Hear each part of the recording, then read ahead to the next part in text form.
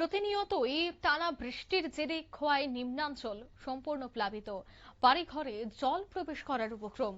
তবে জানা গেছে যে এবার কিন্তু দেখা গেছে যে নিম্ন অঞ্চলগুলিতে ব্যাপক প্লাবিত হওয়ার ফলে বহু বাড়ি ঘরে মানুষজন কিন্তু শেল্টার হাউসে আশ্রয় নিয়েছে। প্রশাসনের তরফে খোয়াই মহকুমাতে মোট 3টি ত্রাণ শিবির খোলা হয়েছে।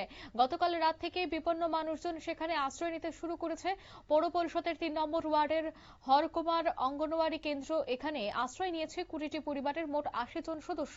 দশরথ দেব মেমোরিয়াল কলেজে 25 পরিবারের মোট 93 জন মানুষ আশ্রয় নিয়েছে এবং খোয়াই দ্বাদশ শ্রেণী বিদ্যালয়ের সব থেকে বেশি 43টি পরিবারের মোট 156 জন সদস্য আশ্রয় নিয়েছে। বৃহস্পতিবার খোয়াই জেলা সভাধিপতি অর্পণা সিংহ রায়, জেলা পরিষদের সদস্য অনুকূল দাস, ডিসিএম অরুণ দেবনাথ সহ প্রশাসনের একটি বিশেষ দল এই ত্রাণ শিবিরগুলি পরিদর্শনে যান।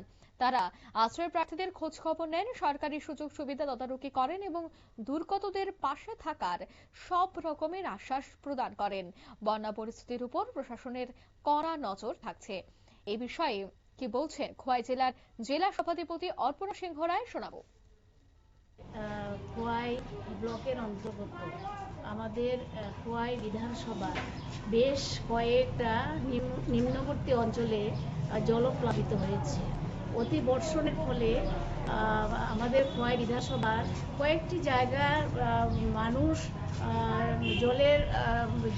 জল প্লাবনের ফলে তারা কষ্ট পাচ্ছে।